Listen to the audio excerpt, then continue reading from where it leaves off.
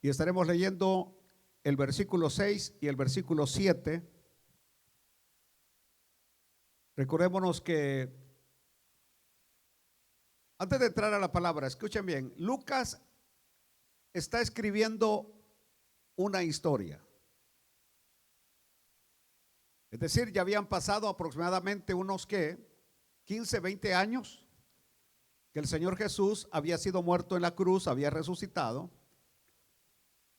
Y cuando ahora Lucas va a venir a relatarnos acerca de cómo fue su nacimiento, esto ya había pasado aproximadamente 50 años atrás. 50 años atrás. Lucas, el escritor gentil y de profesión médico, tanto que Pablo le llama el médico amado, el médico amado. ¿Por qué es importante lo que estoy diciendo? Porque para aquellos que todavía tienen algunos conceptos equivocados acerca de que si Jesús tuvo más hermanos o hermanas, de que si María tuvo más hijos o hijas, ahora Lucas nos va a dar una palabra aquí súper clara en esta escritura de el capítulo 2, versículos 6 y 7, que si ya lo tienen, así como están sentaditos, no se muevan, tranquilos, respiren profundo. Dice la palabra del Señor: y aconteció que estando ellos allí, ¿a dónde? En Belén. Porque si ustedes ven todo el relato, viene hablando que habían llegado a Belén. Y aconteció que estando ellos allí, se cumplieron los días de su alumbramiento. Es decir, José y María habían llegado a Belén. Y el versículo 7 dice: y dio a luz, escuche lo que está diciendo un médico, y dio a luz a su hijo, ¿qué? Repítalo: primogénito. ¿Y quién lo está diciendo? Lucas. ¿Y qué era Lucas? Un médico. ¿Por qué dije esto que es importante? Porque Lucas está escribiendo algo que había pasado 50 años atrás. En otras palabras, si Jesús hubiera sido el único hijo de María, él nunca como médico hubiese usado el término primogénito. Hubiera usado el término unigénito, su único hijo. Así como cuando allá en el libro del Génesis capítulo 22, el Señor le dice a Abraham: ve y ofréceme a tu único hijo, a tu único hijo.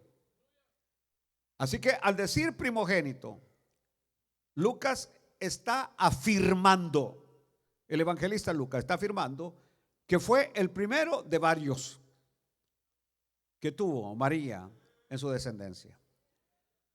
¿Por qué es importante esto? Porque en la religión tradicional, el catolicismo es el castillo de ellos, y por eso la gente no viene a la luz, por el engaño que les enseñan. Pero vamos a terminar el versículo.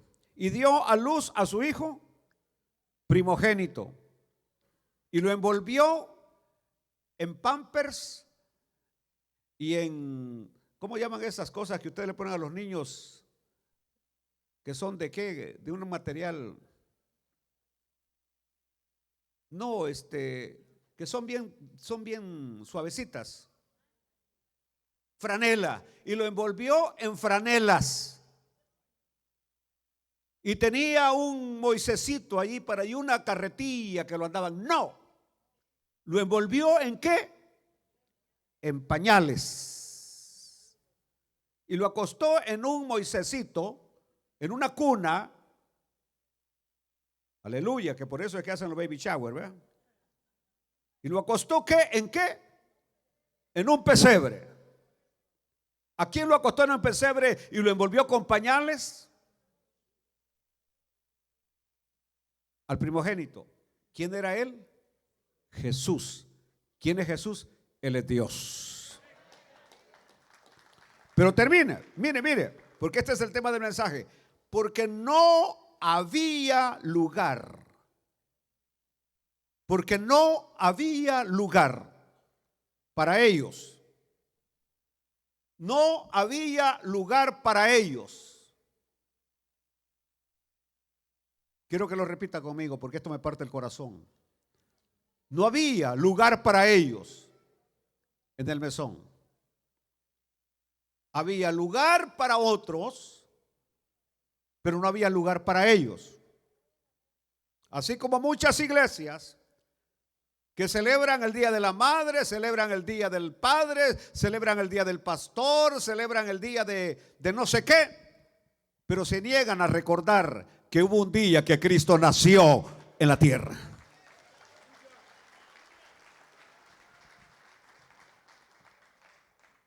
Padre amado, te pido sabiduría, Señor, para poder exponer tu santa y bendita palabra. Que tu palabra nos instruya didácticamente, Señor, las enseñanzas, para que podamos perseverar y estar firmes. En el nombre de Jesús, trae palabra a nuestras vidas y bendice a los oyentes. Amén y amén. Por eso quise titular este mensaje: no había lugar en el mesón. No había lugar en el mesón. Esta es una de las frases más conocidas de toda la historia de Navidad. Inclusive, si ustedes se acuerdan de aquellas famosas posadas que hacíamos antes, cuando éramos católicos y que andábamos allí unos adentro y otros afuera de las casas. ¿Quién les da posada a estos peregrinos que vienen cansados de andar por el camino? De andar por el camino, aquí no hay posada. ¿Se acuerdan ustedes de los de adentro? Contaban, aquí no, vea, váyanse de aquí. Váyanse de aquí, que aquí no hay posada para ustedes. Bueno, el asunto está de que esta es una de las frases más conocidas. Pero esas palabras, sin embargo, no eran simplemente la reacción de un mesonero malhumorado. No. Eran parte del plan divino de Dios. Porque todo lo que estaba pasando era porque Dios así lo había predeterminado, Dios así lo había planificado. Para que cuando el pan de vida, porque Cristo es el pan de vida, que cuando el pan de vida vino a nacer en unas circunstancias de las más difíciles, en un establo en la ciudad de Belén. Y aquí es donde iniciamos hoy. ¿Por qué necesariamente en la ciudad de Belén? ¿Por qué ahí? Y el médico amado Lucas, quien fue un observador y escritor detallista, describe la forma de manera compacta, es decir, sencilla, así, la primera Navidad, como que Cristo nace aquí en esta tierra. Y narra los acontecimientos más importantes de la historia, porque este es el acontecimiento más importante. El nacimiento de Cristo es el acontecimiento más importante de la historia de la humanidad. Y dice Lucas: aconteció que estando ellos allí, esa pequeña palabra allí se refiere a la ciudad de Belén, a los campos de Efrata, llenos de cereales que bordeaban todo el desierto de Judea. Es decir, después de Belén lo que venía era desierto. Pero ¿qué es lo que había pasado ahí? Bueno, comencemos. Hacía casi 2000 años, casi 2000 años antes, en ese mismo lugar, había tenido el nacimiento del hijo menor del patriarca Jacob. Si ustedes se acuerdan, cuando él venía regresando de allá de Harán, donde su tío Labán llega a ese lugar, a los campos de Belén, a la ciudad de allá Belén, y ahí va a nacer el último, el pequeño de sus hijos, que cuando nace su madre Raquel muere. En el momento de dar a luz a ese pequeño niño, ella va a morir. Pero antes de morir le puso un nombre que ahí está en la Biblia. ¿Cómo le puso? Benoni. ¿Cómo le puso? Benoni, que significa hijo de mis dolores. Hijo de mis dolores. Ahora, cuando nosotros completemos este cuadro de lo que les estoy enseñando, se darán cuenta que todo lo que Dios hace es perfecto. Todo encaja. Es como un rompecabezas que termina armándose. Y uno puede ver el dibujo de lo que hay en esos pedazos de rompecabezas. Le puso por nombre Benoni, que dije que significa ¿qué? Hijo de mis dolores. Después, por supuesto, Jacob le cambió el nombre y le puso por nombre ¿cómo? Benjamín, que significa ¿qué? Hijo de mi mano derecha. Hijo de mi mano derecha. Benoni, hijo de mis dolores, y le puso luego Jacob Benjamín, hijo de mi mano derecha. Ahora bien, siglos más tarde, ahí vamos a encontrar otro acontecimiento que los protagonistas van a ser Booz y Ruth. Que este Booz, que es prácticamente el Goel, que significa redentor, y ahí se va a dar un cuadro de amor, aleluya, para aquellos que andan enamorados. Una historia encantadora de amor, la historia de amor más encantadora. La historia de amor más encantadora. A tal punto que hubo en una ocasión que se hizo un concurso de la novela más romántica. Cuando aquellos estaban haciendo la Biblia a un lado, que ignoraban la Biblia, hubo alguien que simplemente puso la historia de Booz y Ruth en un lenguaje actualizado y la expuso en aquel gran concurso de Francia de literatura. Lo increíble fue que cuando leyeron la historia de amor de Booz y Ruth, todos dijeron: este merece el primer lugar. ¿Quién es el autor? Y él le dijo: el autor es aquel al cual ustedes están desechando, porque esta historia no es nueva. Esta historia está en la palabra de Dios, en el Antiguo Testamento. Es la historia de Booz y Ruth. Lo increíble es que ahí se da la historia, Booz y Ruth, y ustedes saben que nuestro Señor Jesucristo viene en esa línea descendiendo de Booz y Ruth. Pero ahí Booz es presentado como un redentor, el que vino y redimió lo que le pertenecía a Ruth. Más adelante encontramos a David ahí en Belén. ¿Y qué lo encontramos haciendo a David? Bueno, lo encontramos a David cuidando las ovejas. Cuidando las ovejas. Y también lo encontramos peleando por las ovejas. Cuidando a las ovejas y peleando por las ovejas. Ahí encontramos a David. Que el nombre de David significa ¿cómo? El amado. El nombre David significa el amado. Y exactamente en ese mismo lugar un día iba a nacer el Rey de Reyes, el Redentor, el varón de dolores, el que está a la mano derecha del Padre, y del cual el Padre dice: este es mi Hijo amado, en el cual tengo complacencia. ¿Se dan cuenta ustedes cómo todas las cosas que habían sucedido ahí? El nacimiento de Benoni, que le cambian el nombre a Benjamín, y luego la historia de Booz y Ruth, de David y todo eso, todo encaja para que se cumpla todo en la persona de nuestro Señor y Salvador Jesucristo. Ahí lo dice Lucas, capítulo 3, versículo 22. Este será grande y será llamado Hijo del Altísimo, y el Señor Dios le dará el trono de David su padre.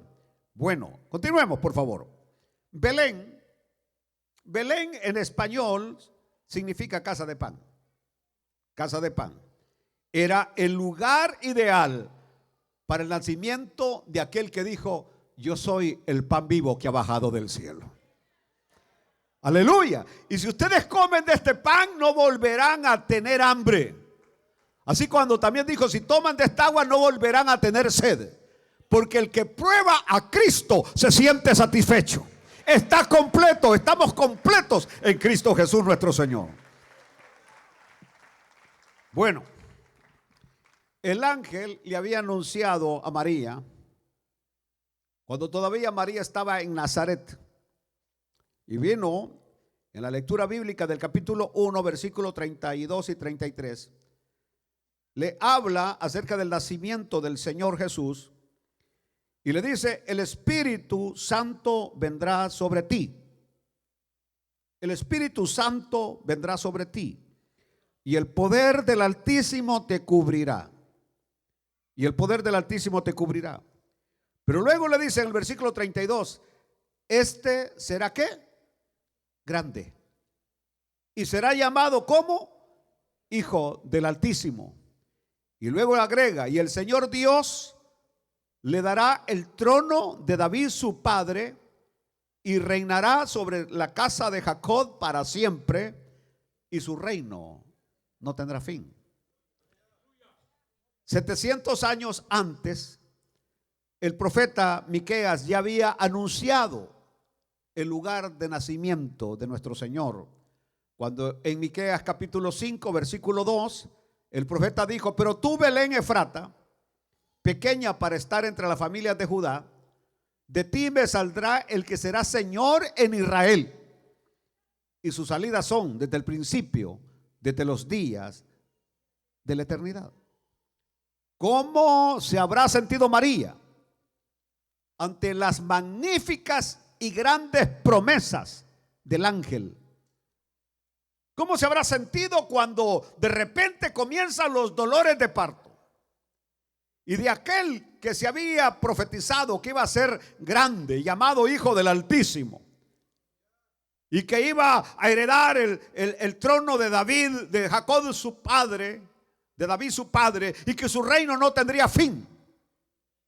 ¿Cómo se habrá sentido en este momento que está en la ciudad de Belén y que no han hallado un lugar donde estar?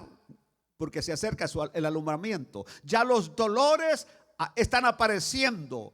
Ella sabe que en cualquier momento el bebé va a nacer, pero no han encontrado un lugar. ¿Cómo es posible de que si va a ser grande, si va a ser llamado Hijo del Altísimo, si va a heredar la casa de Jacob y va a tener un reino sin fin? ¿Cómo es posible en este momento?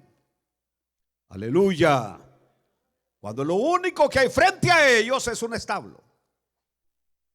Lo único que hay, y no es un establo como ustedes tienen la idea, no. Estuve allí en Belén y estuve en ese establo, y es una cueva que está abajo, es una cueva, es una gruta que casi siempre estaba abajo de las casas, Es decir, no es un establo como ustedes hoy se están imaginando, una caballeriza y que bien bonito. No, una cueva. Ahí está naciendo el Señor, en esa cueva.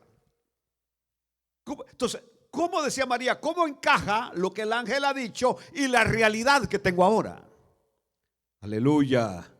Bueno, yo creo que María y José recibieron verdades maravillosas, pero Dios también les ocultó algunos detalles. Y es que así trabaja Dios. Por ejemplo, el Señor a nosotros nos ha mostrado en nuestras vidas, o nos ha dado promesas maravillosas desde el comienzo y hasta el final. Nosotros sabemos cuál fue nuestro comienzo, pero también sabemos cuál va a ser nuestro final. Lo sabemos perfectamente cuál es el final. Nuestro comienzo fue cuando Cristo llega a nuestro corazón, cuando Cristo nace en nuestro corazón, cuando nuestros pecados fueron perdonados, porque Él nos había escogido desde antes de la fundación del mundo, porque Él, voy a decirlo abiertamente, nos había predestinado, y por eso nos llamó, y por eso nos perdonó, y por eso nos justificó, y por eso nos glorificó, y por eso nos tiene ahora en su camino. Mas, sin embargo, aunque Dios nos mostró el comienzo y nos dice cuál va a ser nuestro final glorioso, que puede ser que un día la trompeta va a sonar y en un abrir y cerrar de ojos nuestros cuerpos serán transformados y nos iremos con el Señor para estar con Él en la boda del Cordero. O si de alguna manera, aleluya, tuvimos que pasar por la muerte, seremos resucitados en un abrir y cerrar de ojos. Sabemos nuestro final, que nos espera estar con el Señor para siempre, por la eternidad en el cielo. Lo sabemos. Pero ¿sabe qué? El Señor, al igual que a María y a José, nos ocultó los detalles que había entre el comienzo y el final. No nos dijo el Señor: mire, ustedes van a llorar. No dijo el Señor: ustedes van a pasar por gravísimos problemas. No dijo el Señor: mire, van a venir a mí y van a tener grandes problemas con algunos hijos. Van a tener decepciones. Van a tener engaños. Van a pasar por grandes pruebas y tribulaciones. No nos dio detalles el Señor. Mas, sin embargo, yo puedo decirles en esta noche lo que estoy diciéndoles en las enseñanzas del día, que me parece que miércoles. El camino del Señor es perfecto. Y todo lo que Dios hace es bueno. Y lo que Dios hace es lo mejor que puede ocurrir en nuestras vidas. Así que si te sientes desesperado por la situación que probablemente en este mismo momento estés atravesando, solamente confía en Él. Descansa en sus promesas. Él es Dios todopoderoso. Él es Dios omnipotente. Y Dios te va a sacar de ese problema. Aleluya. Aleluya. Por eso muchos cristianos se desesperan y algunos hasta se vuelven al mundo. Porque en el camino se encuentran que no hay agua. En el camino se encuentran que falta la comida. En el camino se encuentran que hay enemigos poderosos a vencer. Aleluya. Pero lo que se les olvida es lo que el Señor les dijo: yo voy con ustedes. Yo estoy con ustedes. Yo voy con ustedes, yo estoy con ustedes. Y si Él va y si Él está, ¿de qué nos preocupamos? Aleluya. Aleluya. Así que María en ese momento no entendía. ¿Cómo es posible si el ángel se aparece? Yo creo lo que el ángel me dijo, que sería grande. Yo estaría en este momento esperando que este niño lo estén esperando los grandes hombres, los grandes sacerdotes, los hombres ilustres deberían estar acá. Este niño tendría que estar naciendo en un palacio, pero no nació en un palacio, no nació con comodidades, no tenía más que pedazos de tela para cubrirlo, no había nada. Así nace el Señor. Aleluya. Aleluya. Bueno, probablemente José y María, cuando llegaron a Belén después de ese gran viaje desde Nazaret, estaban exhaustos, agotados. Recuérdense que han llegado a Belén cumpliendo la orden del emperador César Augusto de que todos tenían que ser empadronados. Había un censo que tenían que cumplir. La Biblia, la palabra del Señor, no nos dice cuánto tiempo permanecieron en Belén. Pero lo que sí la Biblia nos dice es que estando en Belén comenzaron los dolores de parto. ¿Por qué tenían que ser ahí? Porque así estaba profetizado. Por eso no comenzaron antes ni después, sino cuando estaban ahí, en la ciudad de Belén. Y en el lenguaje médico de Lucas se limita a decir lo esencial. Dice: se cumplieron los días de su alumbramiento. Y dio a luz ¿a qué? A su hijo ¿qué? Estamos en el capítulo 2, versículo 7. Y dio a luz a su hijo primogénito. Y lo envolvió en pañales. Y lo acostó en un pesebre, porque no había lugar para ellos en el mesón. Ahora bien, es probable que usted como madre se esté formulando muchas preguntas. ¿Habrá sentido muchos dolores María? ¿Habrán habido complicaciones? ¿Venía el niño atravesado?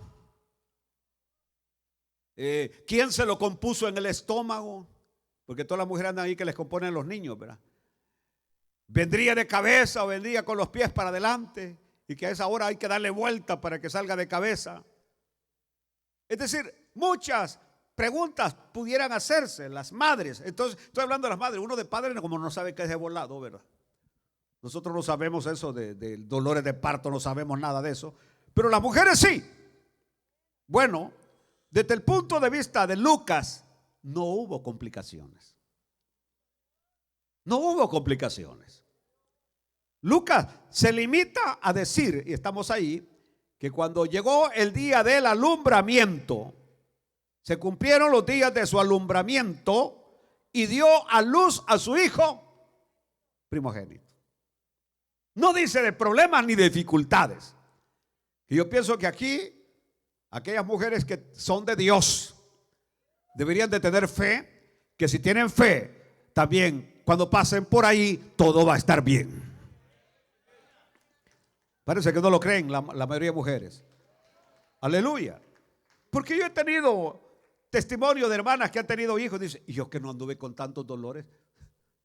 Yo que no anduve con tanto cuento. Es decir, y hay otras que hasta están maldiciendo al marido. Por tu culpa, bandido. Ay, que yo te dije que no ese día. Que les agarra así de feo. Sí. A la hora que están apareciendo los grandes dolores, empiezan a quejarse, a sentirse así como que ¿para qué lo hice? Aleluya. Bueno, el caso de María no fue ese el caso, pero Lucas sí añade que dice que fue el hijo ¿qué? Primogénito. La palabra primogénito, para aquellos que están escuchando por primera vez, significa nada más el primero. El primero. Y en términos bíblicos jamás se usaría el término primogénito si no iban a haber más.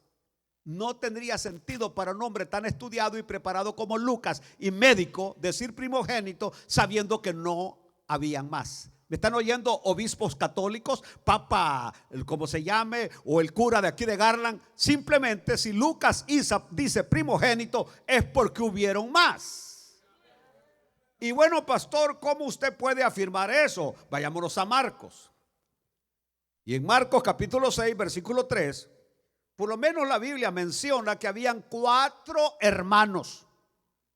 4 hermanos. Y hasta se mencionan los nombres de los hermanos de Jesús. Dice, no es este el carpintero, hijo de María, hermano, y vean ustedes, no es este el carpintero, hijo de quién? De María. Y no se menciona a José. ¿Por qué? Porque era hijo nada más de María. Era hijo de María.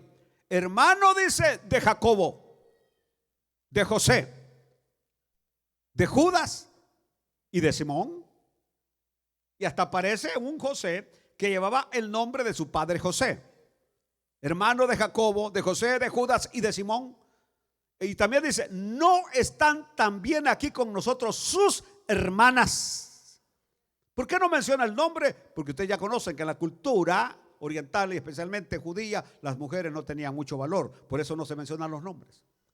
Pero quiere decir que por lo menos el Señor tenía 6 hermanos, 4 varones y 2 hembras, y estaban ahí. Aleluya. Por ejemplo, este Jacobo que se menciona es Santiago, el escritor de la carta de Santiago, que es lo mismo. Santiago y Jacobo es lo mismo en hebreo. Es el escritor de Santiago. Y el Judas que aparece ahí es el que escribe la carta de Judas antes del Apocalipsis. Que eran hermanos en carne por María del Señor Jesús. Alaban a Dios, hermanos. Bueno, ¿por qué menciono esto? Bueno, lo menciono porque cuando el Señor tuvo misericordia de mí y me sacó del seminario católico donde me preparaba para sacerdote católico, este fue uno de los versículos claves, únicamente que yo no lo encontré en Marcos, lo encontré en Mateo. Lo encontré en Mateo capítulo 12. Ahí lo encontré. Y fue uno de los versículos que me puso la cabeza para abajo. Para abajo. Y que cuando yo le pedí una explicación a nuestro rector, Gregorio Rosa Chávez, él lo que me dijo eran primos. Le digo, aquí no dice primos, aquí dice hermanos. Y yo había encontrado un versículo más. En Mateo capítulo 1, versículo 27, cuando José se está yendo, cuando se da cuenta que María está embarazada, José la quiere abandonar en secreto porque no le quiere hacer daño. Porque si él hace escándalo, María podría terminar siendo lapidada, apedreada, porque iban a decir que María estaba embarazada de alguien más y que había cometido adulterio. Bueno, José se quería ir y el ángel viene y le dice, José, no te vayas, porque lo que hay en ella es obra del Espíritu Santo. Aleluya. Y hasta le dice qué nombre le tiene que poner. Alabo a Dios por eso. Pero la recibe, se queda con María. Pero ahí dice el versículo, pero José no la conoció hasta que dio a luz a su hijo. Y vuelve a decir el término, Mateo, primogénito. Dice que no la conoció y agrega, pone el adverbio de tiempo hasta. Es decir, durante todo ese tiempo José sabía que lo que había dentro de María era algo santo, santo y 3 veces santo, y se mantuvo lejos de su mujer. No la toca hasta que nace Jesús. Ya cuando Jesús nace, entonces va a tener sus otros 4 hijos y sus 2 hijas con él, pero no la toca antes. Y recordémonos una vez más, Mateo está relatando una historia de sucesos que habían pasado 50 años atrás. En otras palabras, Mateo sabía lo que había pasado, de los hijos que había tenido María, él lo sabía, al igual que Lucas. Bueno, Jesús, simplemente lo que está diciendo Lucas es que fue el primer hijo de María. El primer hijo de María. Y este no es un detalle menor, no lo es. Porque destaca la posición especial de él como hijo heredero. Él era el hijo heredero, el principal, con todos los privilegios y bendiciones. Sin embargo, aquí donde voy ya a este aspecto bien importante. Porque la opinión de los habitantes de Belén en aquella época debía de ser, es un honor miserable.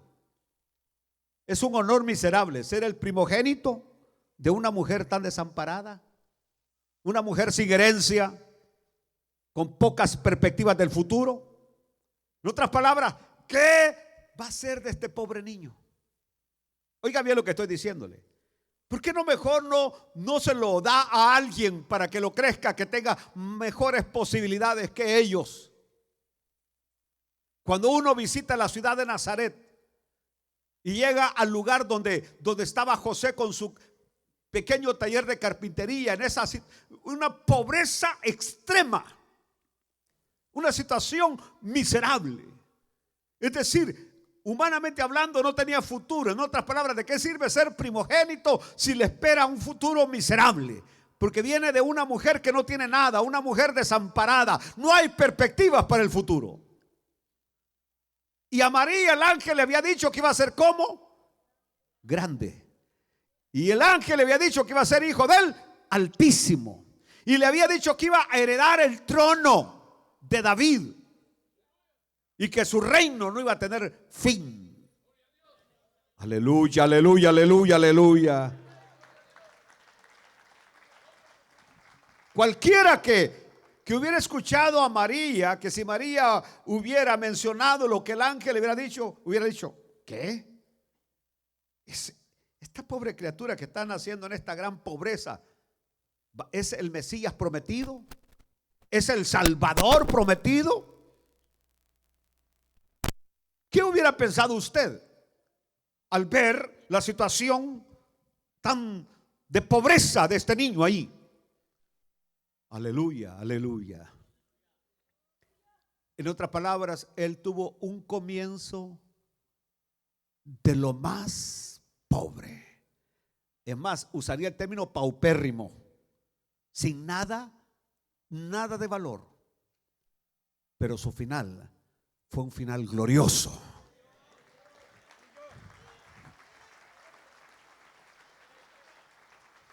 Porque ahora Él tiene un nombre que es sobre todo nombre. Aleluya. Y ante Él se va a doblar toda rodilla, de lo que está arriba en los cielos y abajo en la tierra. Y toda lengua tiene que confesar que Jesús es el Señor, para gloria de Dios el Padre. Por un momento me puse a pensar en todos los niños que los han matado porque simplemente sus padres pensaron que no iban a tener suficiente para darles lo que necesitaban. O aquellos niños que nacieron o antes de nacer los abortaron simplemente porque no había un padre responsable a la par de ellos. ¿A quiénes asesinaron? ¿A qué hombres y a qué mujeres les quitaron la vida? Porque usted no sabía cuál era lo que Dios tenía preparado para cada uno de ellos. Imagínese que si a nosotros nuestra madre nos hubiera abortado, bueno, probablemente el mundo no se hubiera perdido de tanto, ¿no? Aleluya. Pero hoy pienso yo que sí debemos darle gracias a Dios, porque nuestras madres no nos abortaron, porque no permitieron que se les metiera un alambre en su parte íntima y que el niño se retorciera mientras el alambre lo está pullando y lo está hiriendo.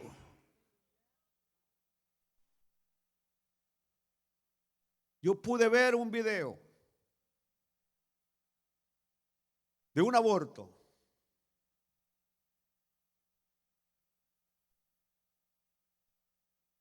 Y hasta este momento me impacta cuando recuerdo las imágenes, la escena. Cuando el doctor está metiendo ese alambre y está tocando, así como que a usted le esté metiendo un alambre y usted que ya está viejo y vieja.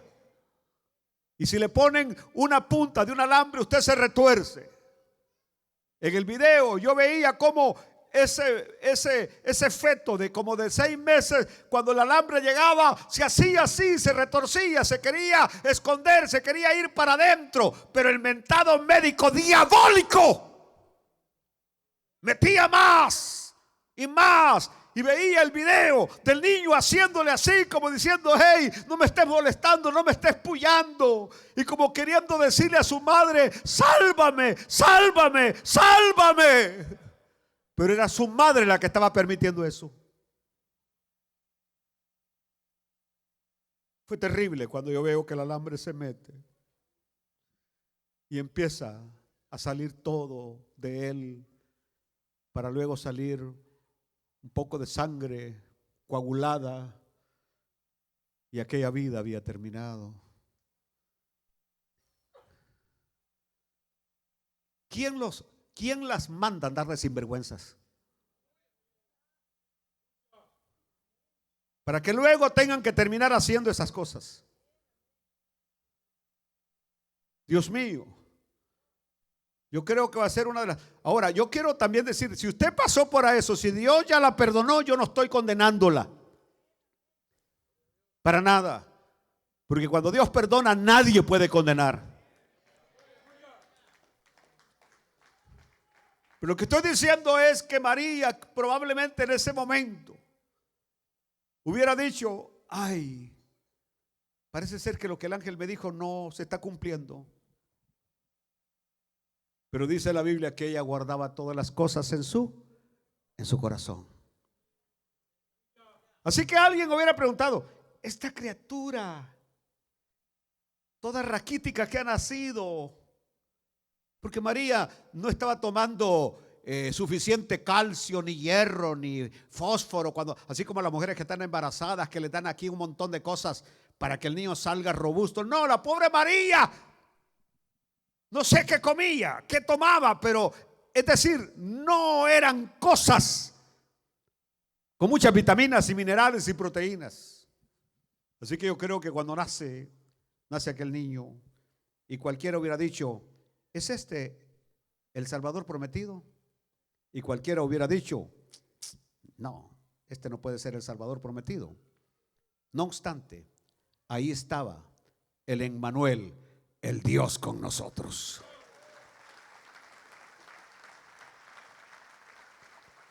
Para decirlo así, en una frase, el Dios omnipotente, el Dios omnipresente, el Dios omnisciente se convirtió en un bebé.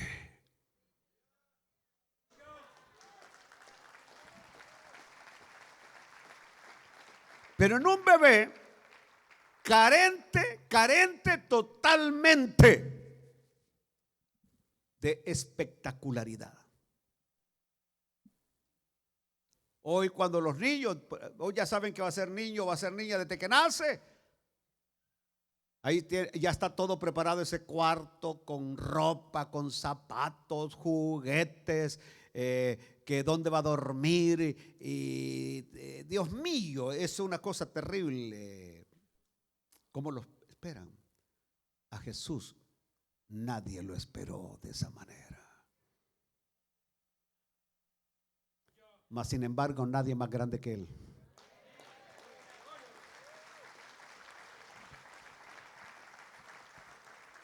El Altísimo, pues, el dueño del universo, no nació en un palacio, sino en las circunstancias más indignas.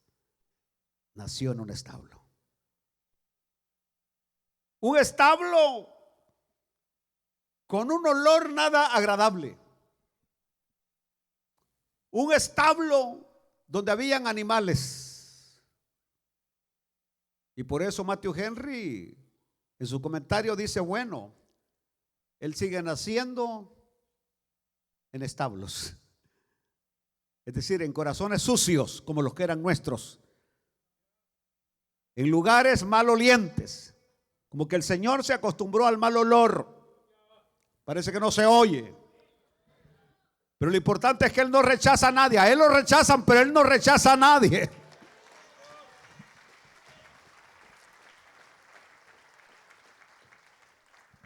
Y dice Lucas, y dio a luz a su hijo primogénito.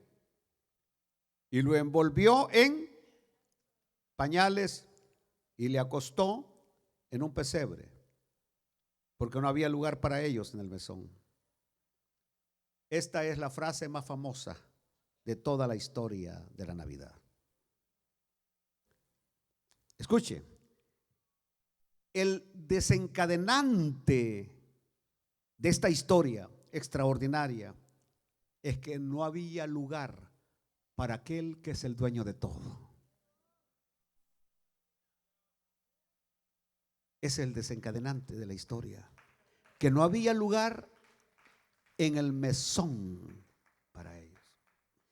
Ahora, estos detalles reales que nos hablan de su nacimiento y que indico una vez más, no es por casualidad, sino que era el plan perfecto diseñado por Dios. Me pregunté por un segundo, ¿por qué no se menciona nada al mesonero malhumorado?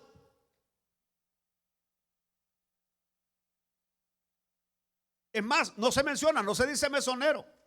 Solamente se dice que no hubo lugar para él en él. Pero no hace alusión directa que había un mesonero. Es decir, en las posadas se presenta la imagen de un mesonero malhumorado. Pero aquí la situación era que había un censo. Y Belén estaba en este momento repleta de gente que había venido de todos lugares a censarse. El cuadro que se presenta históricamente es que ahí estaba toda la familia de María y José, allí vivían. Es decir, vivían primos, primas, tíos, tías, parientes, de todo, ahí estaban. Desde que ellos salen de Nazaret es probable que ellos ya habían elegido con qué familia posar. Pero cuando llegaron donde esta familia se dice que todos ellos tenían una regla de hospitalidad de lo más maravilloso, de tal manera que ellos siempre tenían algo que se llamaba el aposento alto. Es decir, tenían la casa donde vivía la familia y arriba hacían un aposento. Y a ese aposento es lo que le llamaban cuarto de huéspedes, lo que se traduce como el mesón. ¿Lo están entendiendo? como el mesón. Y abajo tenían una gruta donde cuidaban los animales. En otras palabras, llegaron donde los primeros parientes y somos José y María. No, ya está, lo sentimos, José, ya el lugar está. Ya llegaron otros familiares antes que ustedes. Y se iban donde otros familiares y a María con los dolores. Y ya dimos la parte alta, María, José, lo sentimos, no hay. Después de que le han dado vuelta a toda la pequeña ciudad y no hay un lugar para hospedarse, es cuando uno de ellos le dice, bueno, mira, José, tu mujer ya está a punto de dar a luz. No hay nada arriba, no hay nada en el mesón. Pero si quieres, ahí está el establo. ¿Lo están entendiendo? Ojalá lo entiendan. Es decir, Lucas no está enfatizando la actitud del mesonero.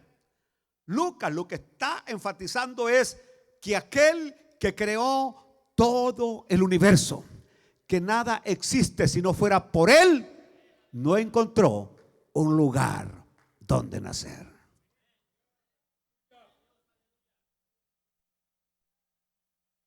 Y pareciera que la historia se sigue repitiendo.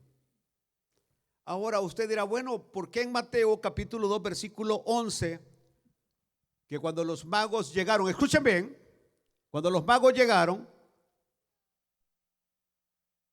Mateo capítulo 2 versículo 11, cuando los magos llegaron, que habían venido del oriente, la gran pregunta es, cuando dice, y al entrar en la casa, vieron al niño con su madre María, y postrándose lo adoraron, y abriendo sus tesoros le ofrecieron presentes, oro, incienso y mirra.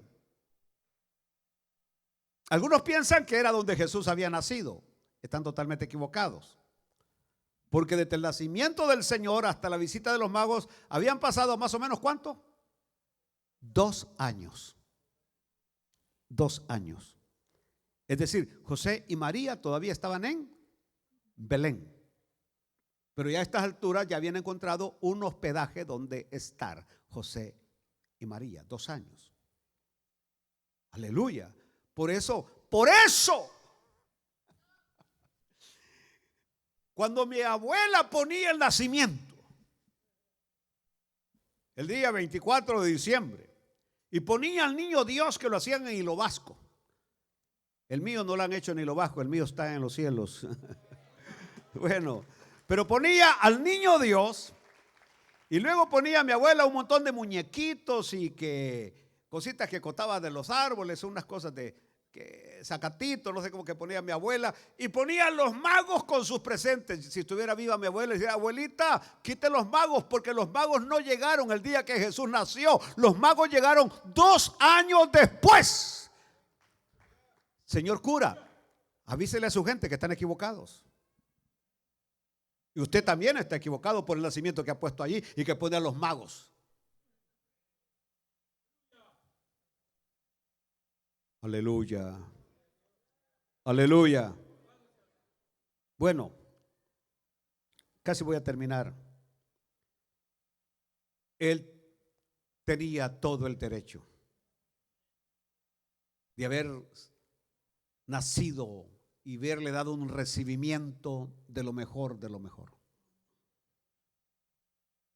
Pero se van a dar ustedes cuenta que las cosas no han cambiado. Y ahora sí es increíble, porque lo que dije es que su misma familia no encontró lugar para él.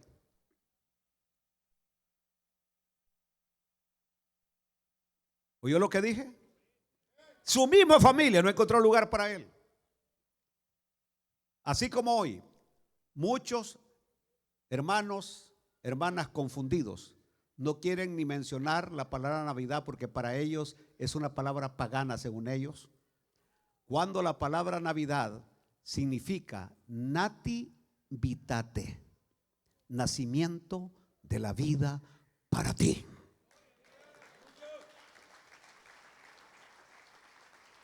De ahí viene la palabra, de esa palabra latina, nativitate, nacimiento de la vida para ti. Cristo es el nacimiento de la vida para nosotros.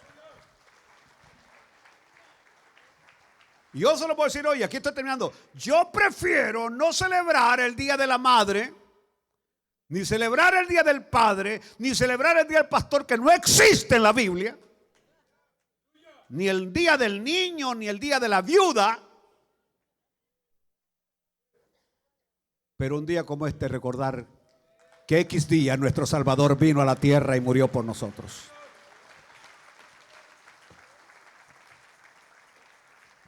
Termino.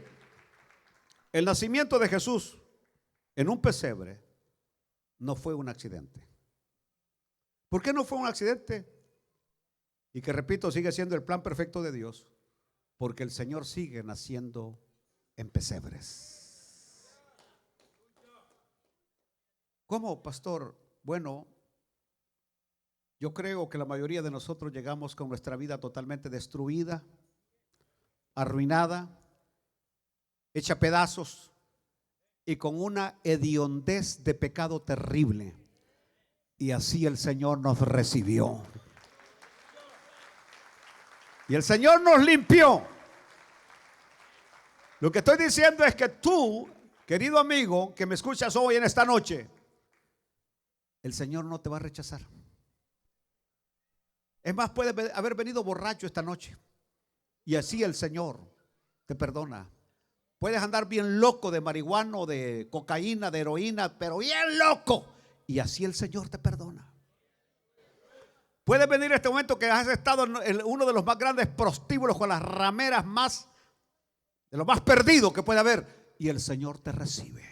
Puedes haber sido el peor de los asesinos, el peor de los criminales, y el Señor está listo para nacer en tu corazón y darte nueva vida. ¿Quieren ponerse de pie en esta noche? Amado Dios, hoy una vez más queremos agradecerte por el más grande regalo que como humanos hemos podido recibir. El más grande regalo se llama tu Hijo Jesucristo. Y tú lo enviaste desde el cielo para nacer en un pesebre, en un establo, envuelto en pañales. Prácticamente esos pañales hablaban del sufrimiento que le esperaban al final de su vida, cuando iba a ser también vendado con pañales y ser puesto en un ataúd. Padre, todo se cumplía en la persona de nuestro amado y bendito Salvador. Y ahora en esta noche, Señor, si hay alguna persona acá que no te conoce, glorioso Espíritu Santo, tócalo, atráelo a ti, porque solamente tú, Espíritu Santo, puedes hacer esa obra. Amén y amén. Bueno, quisiera hoy, Navidad es el nacimiento de Cristo en el corazón. Cristo quiere nacer en tu corazón. Y si en esta noche tú quieres abrirle la puerta, Él está listo para entrar. Él quiere salvarte, Él quiere perdonarte, Él quiere darte una nueva vida, una vida mejor. ¿Hay alguna persona en esta noche que quiera rendirle su vida al Señor? ¿Hay alguien que levante su mano hoy? Imagínese que esta noche usted le hablara a su mamá, que ha estado orando en Guatemala, Honduras, México, El Salvador por usted, y que hoy usted le va a decir: mamá, te estoy dando la gran noticia. Hoy Cristo también nació en mi corazón. ¿Hay alguien en esta noche? ¿Hay alguien que quiere permitir que Cristo nazca en el corazón?